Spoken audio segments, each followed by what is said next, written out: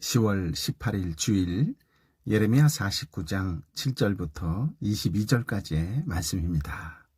거룩하고 복된 주의 날, 우리 주님 예수 그리스도의 은혜와 평강이 가득 임하시기를 축원합니다. 요즘은 누구나 할 것 없이 먹고 살만한 세상에 살다 보니 믿음의 사람임에도 불구하고 종종 잊고 사는 것이 있습니다.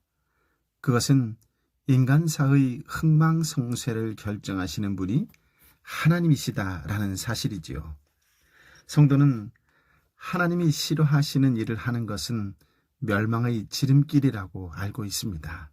즉, 하나님을 의식하며 살아야 하지요. 하나님을 경외해야 합니다. 그리고 하나님을 사랑해야 합니다.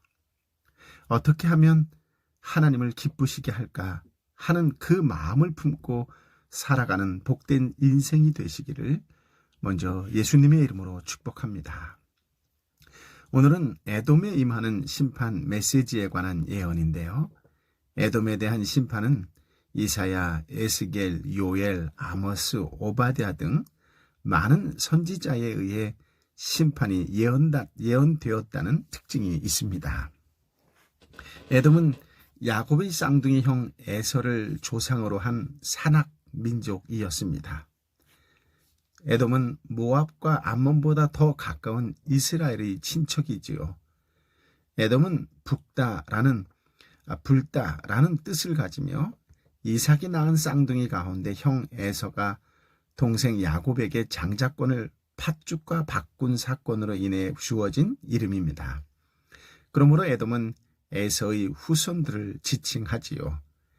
에돔 족속들이 거주한 곳은 대개 산지로 황폐한 지역이었지만 일부는 경작하기에 좋은 땅도 있었습니다. 에돔은 이스라엘과 사이가 매우 좋지 않았지요. 아마도 에돔과 이스라엘의 적대 감정은 에서와 야곱 사이의 관계에 그 근원을 둘 것입니다. 먼저 오늘 주신 말씀 7절, 8절을 함께 읽어보겠습니다. 에돔에 대해 만군의 여호와께서 말씀하셨다. 대만에 더 이상 지혜가 없느냐? 분별 있는 사람들에게서 모략이 없어졌느냐? 그들의 지혜가 사라졌느냐? 드단에 사는 사람들아, 뒤돌아 도망치라. 깊은 곳에 숨으라. 내가 에서의 재앙을 그에게 내릴 때가 됐다. 아멘.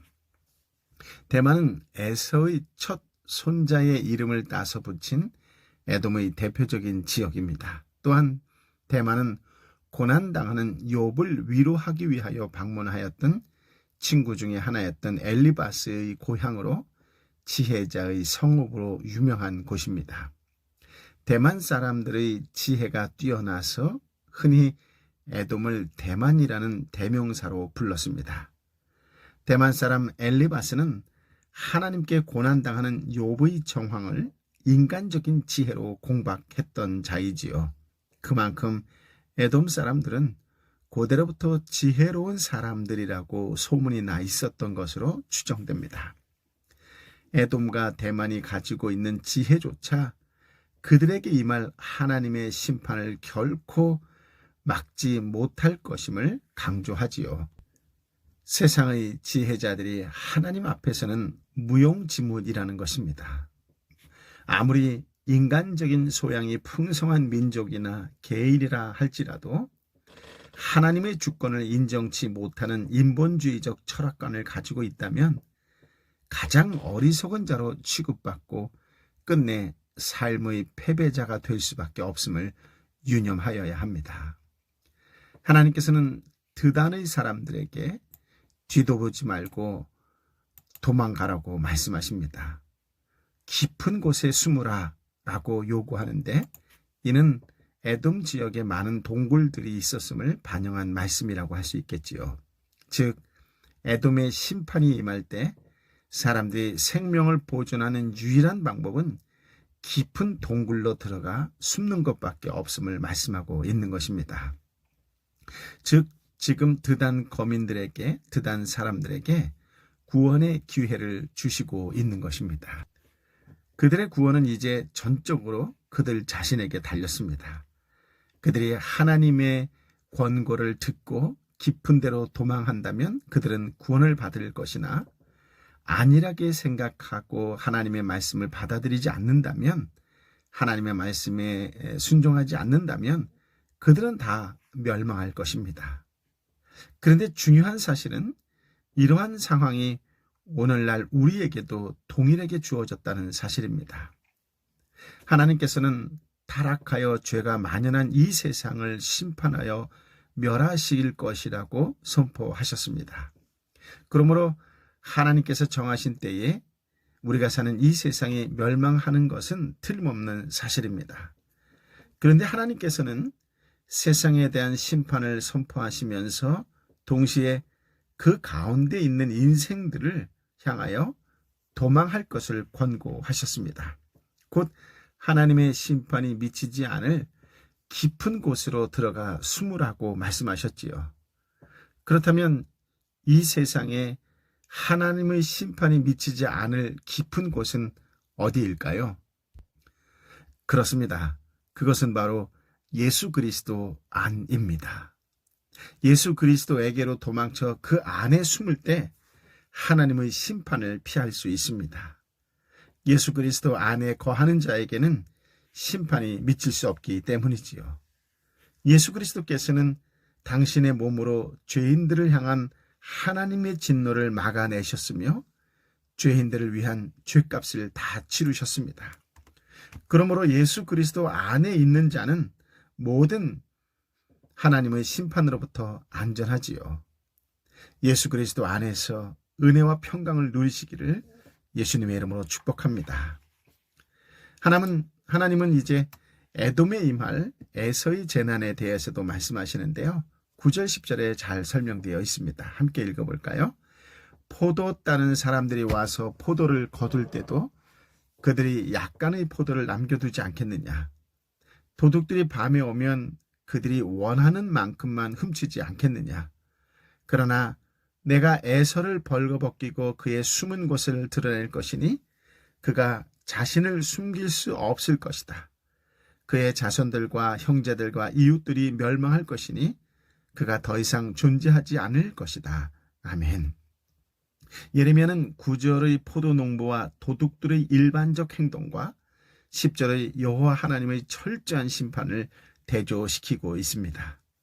일반적으로 농부는 포도를 수확할 때 일부는 남겨둡니다. 도둑들 역시 자기들이 원하는 것들을 그것만 어느 정도 취하지요. 그러나 에돔을 향한 여호와 하나님의 심판은 다릅니다. 심판의 도구인 침략군들은 에돔의 모든 것을 남김없이 약탈해 갈 것입니다. 에서의 옷을 벗긴다라고 하는 표현이 나오지요. 에돔 백성이 감출 것도 숨을 곳도 없게 다 들추어내어서 그의 자손, 그의 형제, 그의 이웃을 제거하여 완전히 사라지게 하겠다라는 뜻입니다. 즉 에돔이라는 나라 자체가 살아남지 못하게 하실 것입니다. 11절부터 13절까지의 말씀인데요. 함께 읽어보겠습니다. 너의 고아들을 남겨두라. 내가 그들의 생명을 보호할 것이다. 너의 과부들 역시 나를 의지하게 하라.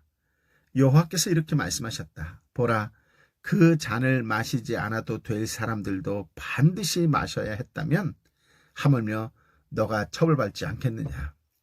너가 처벌받을 수 없고 반드시 그 잔을 마셔야 할 것이다. 여호와의 말이다. 내가 나를 두고 맹세하나니 보스라가 경악의 대상, 모욕의 대상, 공포의 대상, 그리고 저주의 대상이 될 것이며 그 모든 성읍들이 영원히 폐허가 될 것이다. 아멘. 에돔의 심판 가운데에서도 하나님은 에돔의 약한 자들, 즉 고아와 과부들은 긍휼히 여기시고 그들을 보살펴 주실 것입니다. 비록 에돔이 자기 나라의 고아들을 버린다 해도 여호와 하나님께서는 그들을 살려줄 것이요 과부들 역시 하나님을 의지함으로 살게 하실 것입니다. 약자들을 보호하시는 것이야말로 하나님의 성품이기 때문이지요. 그러나 이들을 제외한 나머지 에돔 사람은 결코 심판을 피하지 못할 것이요 반드시 진노의 술잔을 마시게 될 것입니다. 에돔의 수도 보스라가 경악과 모욕과 공포 그리고 저주의 대상이 될 것입니다. 거기에 딸린 모든 성읍 역시 영원히 폐허가 될 것입니다. 하나님께서 직접 맹세하셨으니 반드시 그리 될 것입니다. 14절부터 19절까지의 말씀을 함께 읽어볼까요? 내가 여호와께로부터 한 소식을 들었다. 사절이 여러 나라에 보내졌다. 너희는 함께 모여와서 그를 대적해 일어나 싸우라. 보라, 내가 민족들 가운데 너를 작게 만들고 사람들 가운데서 멸시당하게 할 것이다. 바위 틈 사이의 은신처에 사는 사람아, 산꼭대기를 차지하고 있는 사람아, 너의 사나움이 너의 마음의 교만함이 너를 속였다. 너가 독수리처럼 높이 둥지를 만든다 해도 내가 너를 그곳에서 끌어내릴 것이다. 여호와의 말이다. 에돔이 경악의 대상이 될 것이다. 그곳을 지나가는 사람마다 그의 모든 재앙에 놀라고 비웃을 것이다. 여호와께서 말씀하셨다. 소돔과 고모라가 이웃 성읍들과 함께 망한 것처럼 그곳에 아무도 살지 않을 것이며 그곳에 어떤 사람도 살지 않을 것이다. 보라, 무성한 초원을 향해 요단의 수풀에서 올라오는 사자처럼 내가 순식간에 에돔을 자기들의 땅에서 쫓아낼 것이다. 내가 이것을 위해 선택할 지도자가 누구냐? 누가 나와 같고 누가 내게 도전할 수 있겠느냐? 어떤 목자가 나를 대적해 설 수 있겠느냐? 아멘. 예레미야는 군대를 모아 에돔을 공격하라는 사절이 여러 나라에 보내졌다는 소문을 들었습니다. 이것은 에돔에 대한 하나님의 심판이 이미 결정되었을 뿐 아니라 실행되고 있음을 보여줍니다. 하나님은 에돔을 세계 만민 가운데 가장 작은 자, 하찮은 자로 만들고 사람들에게 멸시를 받게 하실 것입니다. 상황이 이러한데도 불구하고 에돔은 요새와 같은 지형 조건과 주변 나라를 두렵게 만드는 자신의 용맹에 의지해서 어떤 재앙과 심판도 자기들에게 미치지 못할 것이라고 교만하게 행동을 합니다. 즉 세일 산지에 거하는 에돔의 계곡은 자기들이 바위 틈 속에 거하며 산 꼭대기를 차지하여 살고 있기에 주변 모든 사람들이 자기를 두려워한다고 생각합니다. 그러나 절대 그렇지 않습니다. 에돔의 교만은 스스로를 속일 뿐입니다. 하나님에 대하여 전혀 모르기 때문에 저지르는 교만이요 오만입니다. 에돔이 아무리 높은 곳에 보금자리를 만들어 놓아도 여호와 하나님께서는 그를 거기에서 끌어내실 것입니다. 오히려 에돔은 주변 나라 사람들에게 경악의 대상, 공포의 대상이 될 것입니다. 소돔과 고모라와 이웃 성읍들이 유황불 심판을 받아 망한 것처럼 에돔 역시 많은 사람이 죽거나 포로가 됨으로써 더 이상 그 땅에 사는 사람이 없을 것입니다. 그뿐 아니라 마치 초원의 사자가 요단 강가의 깊은 숲속에서 뛰어나와 푸른 목장으로 달려가듯이 여호와께서 세우신 침략군도 에돔의 견고한 처소들을 칠 것입니다. 그러므로 에돔은 먹이를 찾는 사자 앞에 있는 무기력한 양떼에 지나지 않습니다. 그리고 여호와께서도 에돔 주민들을 그곳에서 몰아내신 후 당신이 택한 지도자를 그곳에 세우실 것입니다. 하나님은 당신이 누구와도 비교할 수 없는 존재라고 하는 것을 질문 형식으로 거듭 강조하시지요. 20절부터 22절까지의 말씀을 함께 읽어볼까요? 그러므로 에돔에 대해 세우신 여호와의 계획과 대만에 사는 사람들에 대한 그분의 뜻을 들으라. 양떼의 어린 것들이 끌려갈 것이고 그들 때문에 그가 그들의 목초지를 반드시 황폐하게 할 것이다. 그들이 넘어지는 소리에 땅이 흔들릴 것이다. 그들이 부르짖는 소리가 홍해에서도 들릴 것이다. 보라, 그가 독수리처럼 빨리 날아올라 보스라 위에 날개를 펼칠 것이니 그날에 에돔의 용사들의 마음이 해산의 고통 가운데 있는 여자의 마음처럼 될 것이다. 아멘. 예레미야는 에돔 심판 메시지를 마무리하면서 에돔을 향한 여호와 하나님의 의도와 계획과 뜻을 들으라고 명령하십니다. 여호와께서 에돔의 심판 도구로 불러내신 침략군은 마치 사자처럼 양떼 가운데서 아주 어린 것들까지 끌고 갈 것입니다. 결국 에돔의 목장을 폐허로 만들 것입니다. 이것이 에돔에 대한 하나님의 작정하신 계획이지요. 따라서 흩어짐, 포로, 파괴, 폐허는 에돔이 절대 피할 수 없는 운명입니다. 에돔이 넘어지는 소리는 땅을 흔들고 울부짖는 소리는 이집트 북동쪽 국경지대인 홍해까지 들릴 것입니다. 한마디로 아주 먼 거리까지 들릴 정도의 울부짖음입니다. 여호와 하나님께서 불러내신 침략군은 마치 독수리처럼 날아와 그 날개를 에돔의 수도 보스라 위에 펼치는 날에는 에돔 용사들의 마음이 해산하는 여인처럼 두려움과 고통에 사로잡히게 될 것입니다. 에돔은 이스라엘의 형제 국가였지만 다른 열방들처럼 심판의 메시지를 받습니다.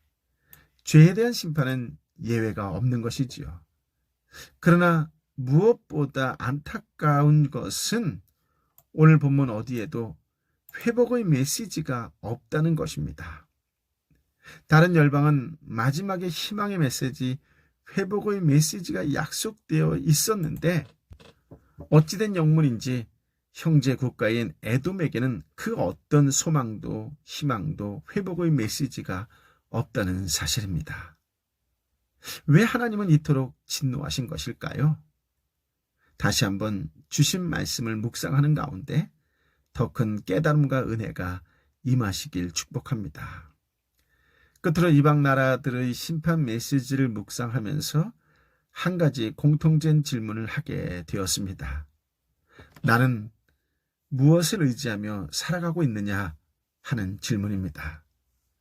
사람들은 삶의 피난처를 돈, 물질 혹은 지혜, 힘, 권세로 여깁니다.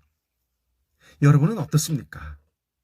무엇이 힘이요 지혜라고 생각하십니까? 성도의 진정한 피난처는 어디일까요? 그렇습니다. 오직 그리스도만이 우리 인생의 유일한 피난처임을 명심하고 다시 한번 힘참게 선포하며 세상 속에 당당하게 살아가는 그리스도인의 한 사람이 되시기를 예수님의 이름으로 축복합니다. 아멘. 아버지 하나님, 사랑하는 아버지 하나님, 참으로 귀한 말씀, 능력의 말씀, 생명의 말씀을 허락하여 주시니 감사합니다. 나의 피난처 되신 주님을 찬양합니다. 나의 피난처 되신 주님께 감사와 영광을 올려드립니다. 오늘 귀한 말씀 가운데에 거할 때에 주님, 나는 무엇을 진정 힘으로 여기고 지혜로 여기고 있는지에 대해서 다시 말씀 앞에 돌아보게 하여 주시니 감사합니다. 나 중심적으로 내가 가지고 있는 것을 가지고 교만하는 어리석은 자로 살아가지 않게 하여 주옵시고, 내 삶의 진정한 피난처는 돈도 물질도 집도 세상의 힘도 권력도 지혜도 아니고 오직 예수 그리스도 안에 사는 것이라고 힘주어 선포할 수 있는 당당한 그리스도인의 삶으로 살게 하여 주옵소서. 세상이 어떠하든지 간에 하나님 나에게 이 땅에 보내신 이유가 분명히 있다는 것을 믿음으로 선포하게 하여 주시어서 내가 이 땅을 위하여, 민족을 위하여, 열방을 위하여 어떻게 살 것인가, 어떻게 섬길 것인가, 어떻게 도울 것인가, 어떻게 하나님의 마음을 나눌 것인가를 진지하게 묵상하며 삶에 적용하며 살아가는 살아계신 하나님 아버지의 사람, 살아계신 하나님 아버지의 딸, 아들로 살아가는 인생이 되게 하여 주옵소서. 참된 그리스도인의 한 사람 되게 하여 주옵소서. 거룩하고 복된 주일날 다시 예배의 자리에 나와 하나님께 감사와 찬양과 영광을 돌리게 하여 주시니 감사합니다. 이 예배가 얼마나 놀랍고 이 예배가 얼마나 위대한지를 다시 한번 깨달을 수 있는 은혜의 충만한 시간 되게 하여 주옵시고, 이제 말씀에 온전히 순종하며 살겠노라고 하는 결단과 결심이 있는 예배가 되게 하여 주옵소서. 아파하고 힘들어하고 지쳐있는 이웃을 섬기는 그런 하나님의 사람으로 살겠노라고 다시 한번 결단하는 믿음의 시간, 예배의 시간, 간증의 시간, 감동의 시간이 되게 하여 주옵소서. 이제는 우리 주님 예수 그리스도의 은혜와 아버지 하나님의 크신 사랑과 성령 하나님의 위로 역사 교통 충만하심이 연약하고 지쳐있고 아파하고 배고파함에도 불구하고 예배 그 한 가지에 생명을 걸고 그 열심과 열정으로 오늘 예배의 자리에 달려나온 하나님의 사람들 한 사람 한 사람 머리 위에 주신 말씀을 가지고 세상 속에서 어떤 상황 속에서도 은혜의 사람으로, 축복의 사람으로, 구원의 사람으로, 그런 하나님의 사람으로 살겠노라고 다시금 결단하며 결심하는 그리스도인의 한 사람 한 사람 머리 위에 저들의 눈물로 함께 기도하는 삼토와 일토와 공동체와 열방의 선교사님과 선교지 위에 함께하여 주옵기를 간절히 축원하옵나이다. 아멘.